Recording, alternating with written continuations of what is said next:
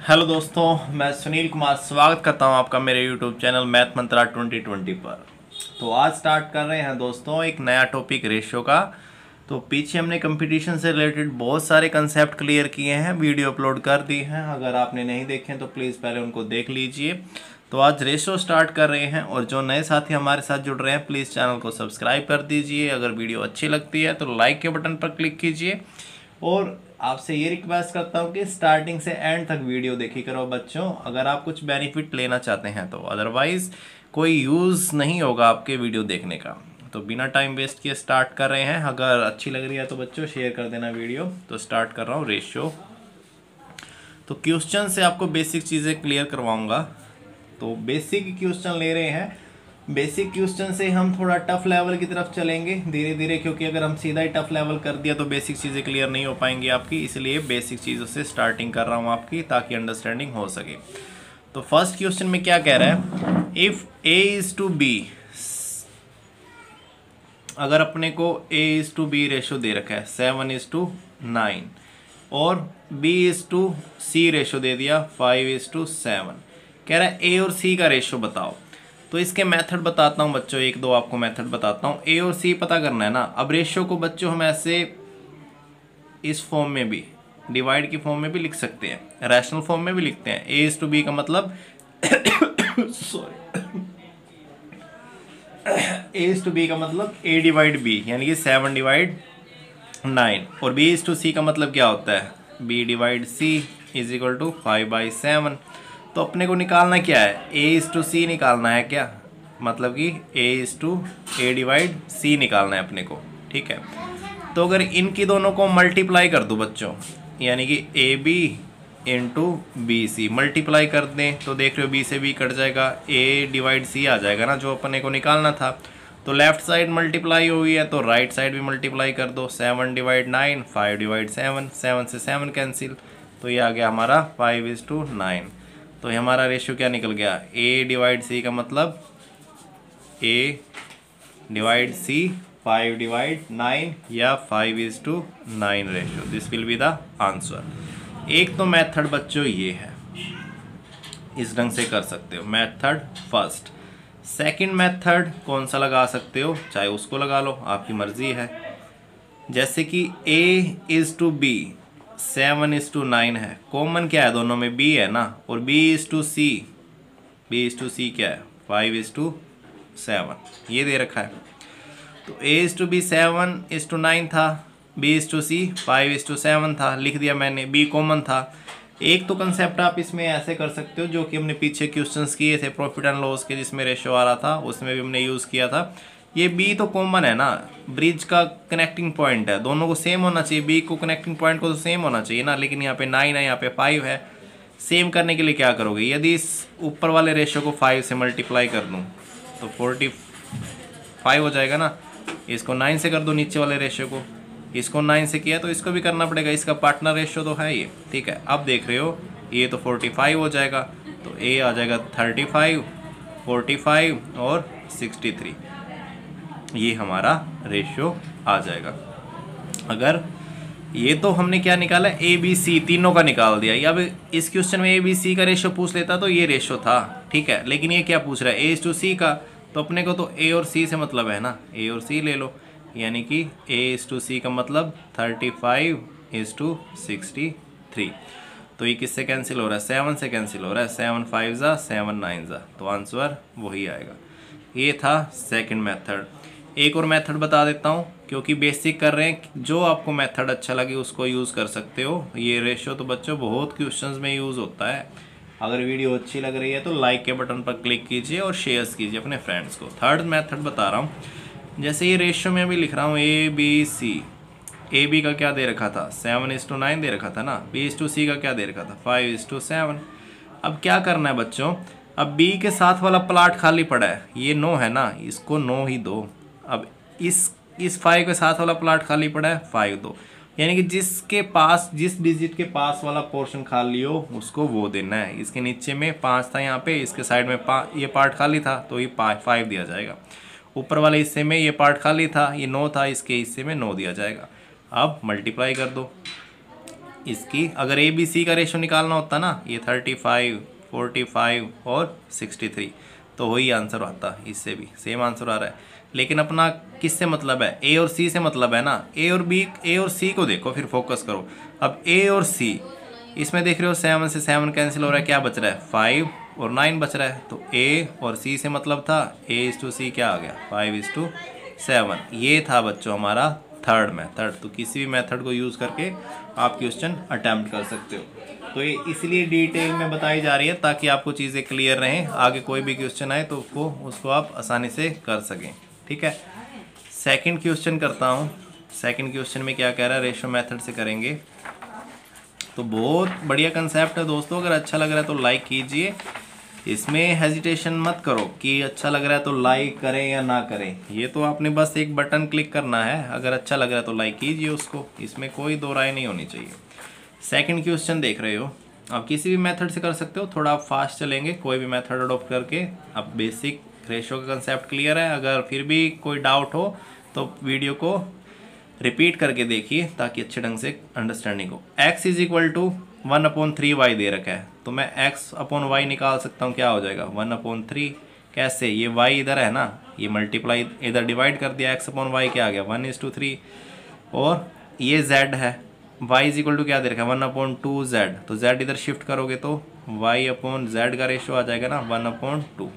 ठीक है, अब जैसे पीछे क्वेश्चन था इस 2 में था, डिवाइड में कर दिया था, ये डिवाइड में दे रखा है। ठीक है, निकालना क्या है, तीनों का रेशो निकालना है।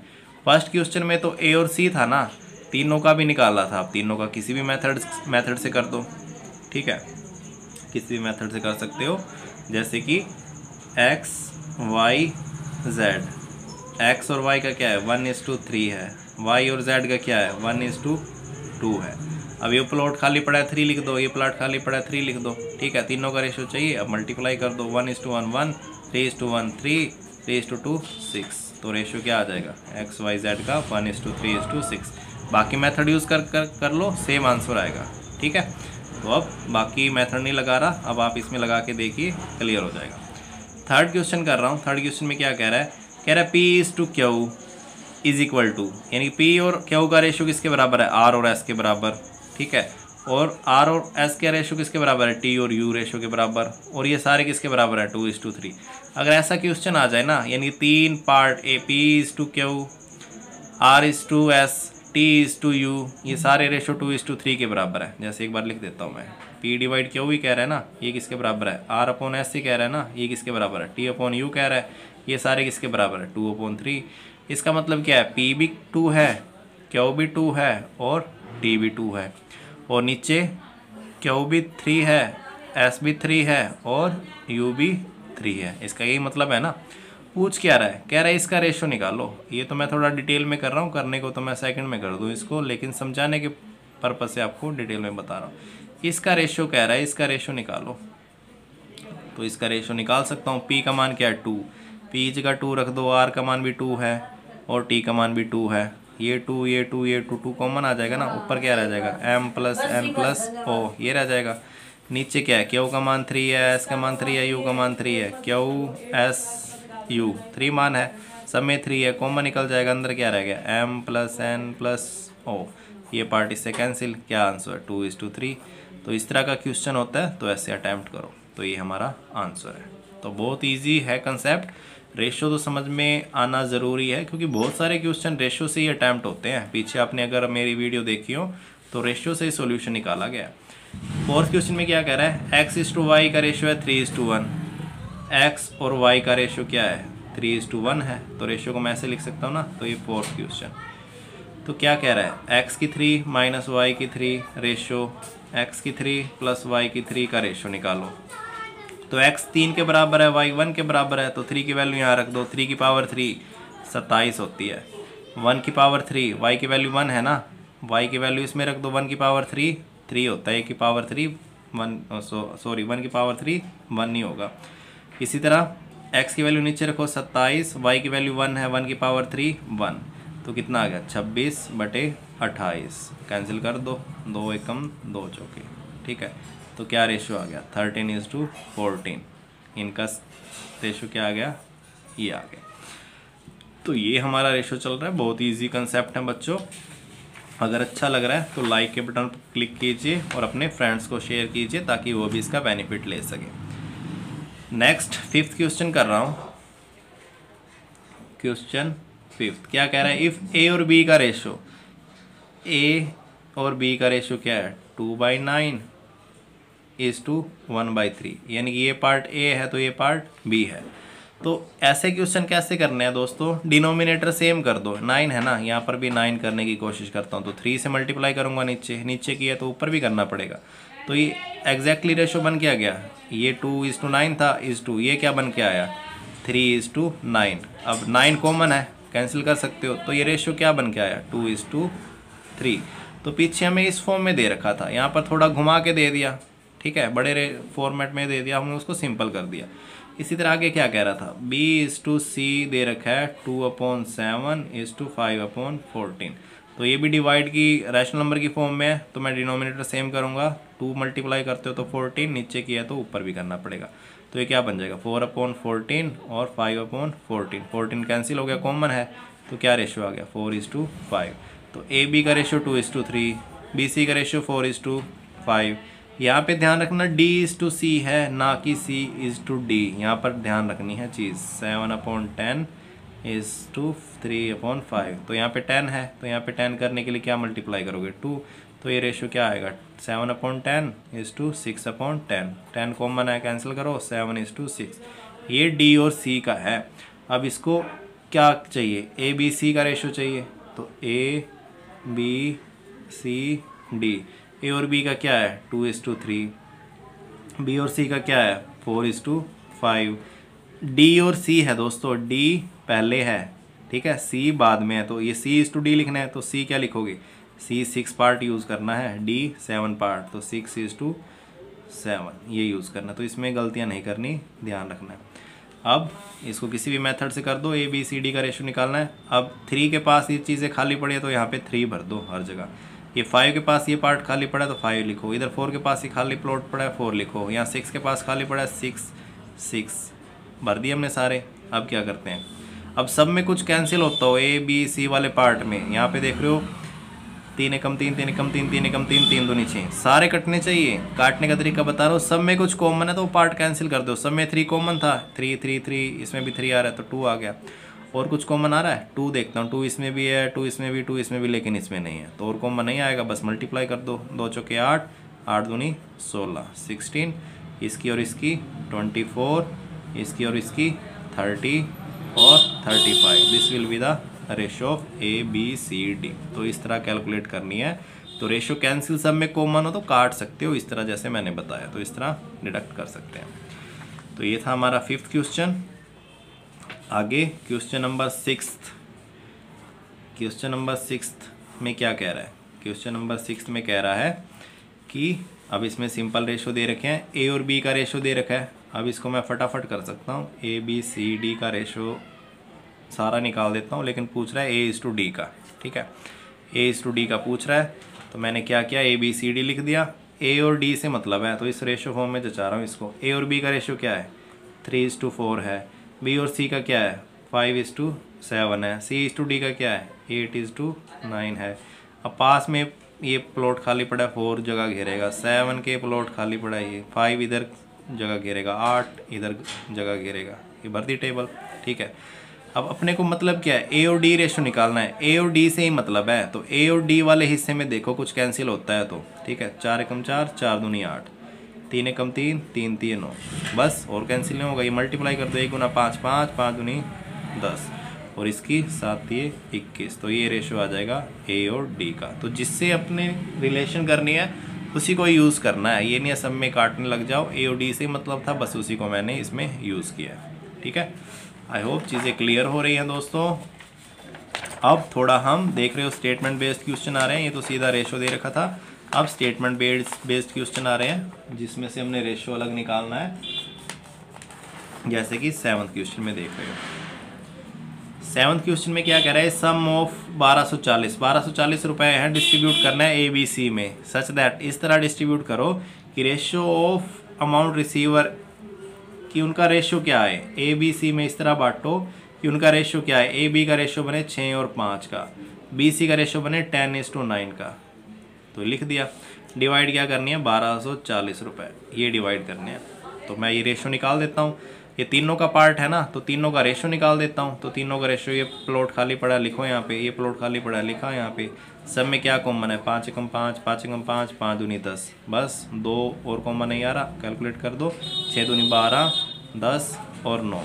अब ये तीनों ए बी सी का ही सारा रुपया है ना ये, तो सारा रेशियो किसके बराबर है, 1240। तो 22 और 9 31, 22 और 9 31, रेशियो किसके बराबर है, 1240 रुपये के बराबर है।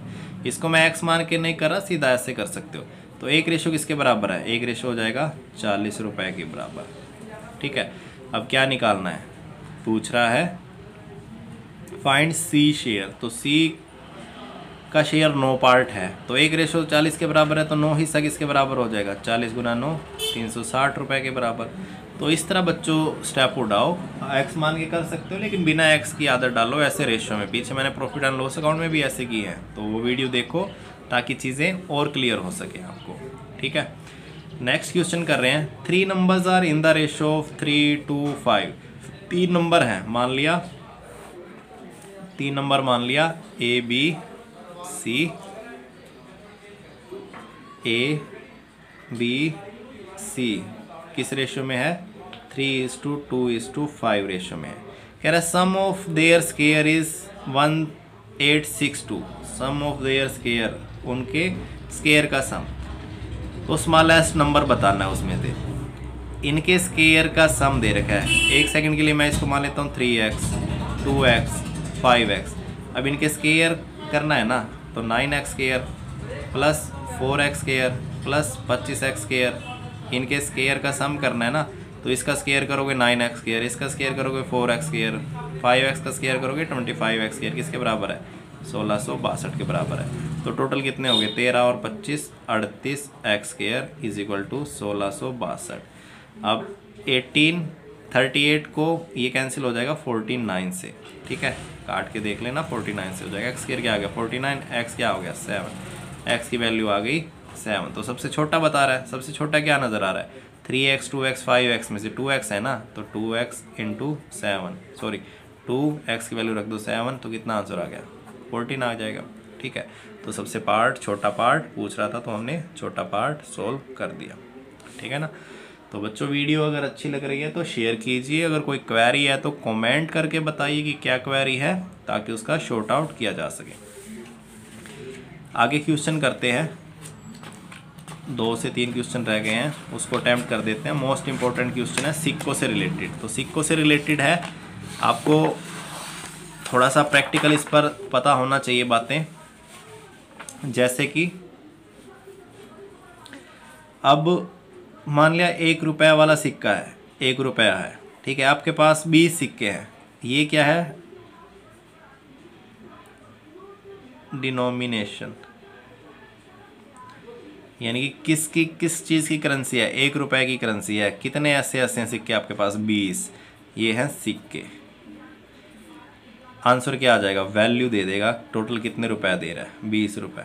ठीक है, ऐसे ही होता है ना। इस चीज़ को दिमाग में रखना कि 1 रुपये का डिनोमिनेशन मतलब कि जो प्रेजेंट कर रहा है सिक्का, चाहे 50 पैसे का है, यानी 50 पैसे का सिक्का, कितने सिक्के हैं मेरे पास, मान लिया 50 सिक्के हैं। अब 50 पैसे के 50 सिक्के तो कितने रुपए हो जाएंगे, 50 पैसे के 50 सिक्के हों आपके पास तो कितने रुपए हो जाएंगे, इनकी मल्टीप्लाई कर दोगे ना, या इसको रुपए में कन्वर्ट कर लो। ठीक है, 1/2 रुपये, तो 1/2 रुपये गुना 50 तो कितने रुपए, 25 रुपये, क्योंकि रुपए में थोड़ा अच्छा लग रहा है चीज़ों को निकालने के लिए, जैसे 20 रुपये थे। तो इस स्टेप को याद रख लेना, डिनोमिनेशन यानी कि किसका रिप्रेजेंट कर रहा है कोई सिक्का, 1 रुपये का है, 2 का है, 5 का सिक्का, मल्टीप्लाई करते हो यानी कि किस चीज़ की करेंसी है इनटू कितने सिक्के हैं, वो वैल्यू देता है। इस चीज़ को याद रखना है। ठीक है, तो इस पर बेस्ड क्वेश्चन है, कह रहा है ₹225 की एक धनराशि है, 225 रुपये की कुल धनराशि है, जो 1 रुपये 50 पैसे और 25 पैसे के सिक्कों के रूप में है। अब 225 रुपये हैं किसके पास, किसी के पास, और वो 225 रुपये कैसे ले रहा है, यानी कि 1 रुपये के भी सिक्के हैं, 50 पैसे के भी सिक्के हैं और 25 पैसे के भी सिक्के हैं। ठीक है, यदि सिक्कों की संख्या दे रखी है, अब ये तो डिनोमिनेशन हो गए ना, यानी कि ये तो डिनोमिनेशन हो गए, इनटू क्या होता है सिक्कों की संख्या, नंबर ऑफ क्वाइन, वो किसके बराबर आ जाता है, वो वैल्यू आ जाती है ना, यानी कि कितने रुपए हैं, वैल्यू रुपए में आ जाती है। इस चीज़ को याद रख लेना, डिनोमिनेशन यानी कि कौन सी करेंसी है वो, into number of coins is equal to value. तो इसने टोटल वैल्यू दे रखी है। अब टोटल वैल्यू कैसे दे रखी है, अब यहाँ पर डिनोमिनेशन क्या है, 1 रुपये वाला था, ठीक है, और 50 पैसे वाला था, 50 पैसे थे, उसको मैंने लिख दिया 1/2 रुपये। ऐसे ही तो लिखेंगे, 50 पैसे को क्या लिखोगे, 50/100 रुपये में कन्वर्ट करने के लिए 1/2 रुपये। इस तरह 25 पैसे को क्या लिखोगे, 25 पैसे को लिखना है बटे 100 करोगे ना रुपए में बदलने के लिए, 1/4 रुपये। ये तो हमारी आ गई डिनोमिनेशन। अब 1 रुपये वाले सिक्कों की संख्या अनुपात में दे रखा है, यानी कि 1 रुपये वाला 8 अनुपात में है, और 50 पैसे वाले 5 अनुपात में है, और 25 पैसे वाले 3 अनुपात में है। तो ये मल्टीप्लाई करें तो टोटल वैल्यू 225 है ना। तो पूछ रहा था 1 रुपये वालों की संख्या बताओ, तो बता देंगे 1 रुपये वाली संख्या। तो मैं ये कैलकुलेट कर रहा हूँ रेशियो में कि 8 रेशियो है 1 रुपये वाले, तो 8 प्लस इनको टोटल करूँगा ना, इनकी मल्टीप्लाई आएगी जो, प्लस इनकी 2 मल्टीप्लाई आएगी 5/2, प्लस इनकी मल्टीप्लाई आएगी 3/4। ये टोटल रुपए में रेशियो आ गया ना, जो कि टोटल किसके बराबर है, 225 रुपये के बराबर है। यानी कि ये सारा टोटल रेशियो किसके बराबर है, 225 के। आ रही होगी समझ में। ये तो रेशियो दे रखा था, तो मेरे को ये भी पता है क्वाइन की मल्टीप्लाई डिनोमिनेशन से करूं तो हमारे पास वैल्यू आ जाती है, उससे कितनी वैल्यू निकलती है, ठीक है। तो 8 रेशियो को मैंने 1 रुपये वाले से किया, 8 की वैल्यू आ गई, 5 को इससे किया उसके हिसाब से वैल्यू, और 3 को इससे किया उसके हिसाब से वैल्यू। तब ये टोटल कितनी आ रही है, एल्शियम ले लो, एल्शियम आ जाएगा 4, 8 चौके 32, 2 दूनी 4 10, एल्शियम तो निकाल ही सकते होगे, इतने रुपए 32 35 45/4 इज इक्वल टू 225 रुपये। एक रेशो की वैल्यू हमेशा मैं निकालता हूँ, जिससे सारी कहानियाँ निकल जाती हैं। एक रेशो किसके बराबर हो जाएगा, ये डिवाइड हो जाएगा इधर, ठीक है। तो ये डिवाइड होगा तो ऊपर जाके पलटेगा 45 50, तो एक रेशो किसके बराबर है, एक रेशो 20 रुपये के बराबर है, एक रेशो 20 रुपये के बराबर है। तो पूछ क्या रहा था, 1 रुपये के सिक्कों की संख्या बताओ, 1 रुपये के सिक्कों की संख्या बताओ। इसमें आना चाहिए 1 रुपये के सिक्कों नहीं, 1 रुपये के सिक्कों से टोटल वैल्यू ये आना चाहिए, 1 रुपये की सिक्कों की संख्या नहीं। या चलो सिक्कों की संख्या पूछ रहा है तो वो निकाल देते हैं। तो 1 रेशो 20 के बराबर है, 1 रेशो 20 के बराबर है, तो 8 रेशो किसके बराबर हो जाएगा, 8 रेशो 20 गुना 8, तो कितने हो जाएंगे 160 सिक्के, ठीक है। तो ये हमारा था सिक्कों से रिलेटेड क्वेश्चन। तो इस तरह का क्वेश्चन आए तो आप अटेम्प्ट कर सकते हैं। नेक्स्ट क्वेश्चन भी सिक्कों से रिलेटेड है, तो आपके लिए छोड़ देता हूँ, आप ट्राई करके देखना, सिक्के से रिलेटेड है। इसमें ये ध्यान रखना, ये सिक्कों की संख्या दे रखी है, उसमें रुपए दे रखे थे, यहाँ पे सिक्कों की संख्या दे रखी थी, ठीक है। तो इसको आप करके देखना, नहीं निकले तो आप कमेंट में पूछ सकते हो। तो इसी प्रोसेस को फॉलो करके करना है। लास्ट क्वेश्चन कर देता हूँ मैं। कह रहा है 94 को 2 भागों में इस प्रकार बांटो, 94 है उसको ऐसे 2 भागों में विभाजित करो कि पहले का 1/5 भाग, पहले का 1/5 भाग, दूसरे का 1/8वां भाग का अनुपात 3:4 है। तो दूसरे का 1/8वां भाग, तो पहले का 1/5वां भाग लो, दूसरे का 1/8वां भाग लो, का अनुपात क्या है 3/4। तो अनुपात को कैसे दिखाते हैं, डिवाइड की फॉर्म में दिखाते हैं ना। ये डिवाइड कर दिया, पहले का 1/4 और 1/5 और दूसरे का 1/8, तो ये अनुपात ही आया ना, जो कि कितना बन के आता है, जो कि आता है 3:4।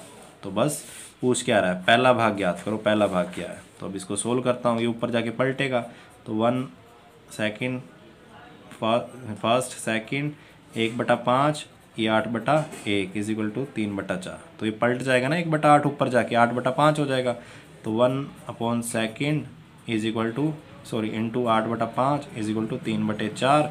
तो 1 सेकेंड पार्ट, ये इधर मल्टीप्लाई कर दोगे, क्रॉस मल्टीप्लाई 5 इससे 8 इससे, तो 5 × 3 8 × 4, तो 15/32। तो फर्स्ट पार्ट कितना सॉरी फर्स्ट पार्ट नहीं, ये तो रेशो आया, फर्स्ट और सेकंड का रेशो इतना आया।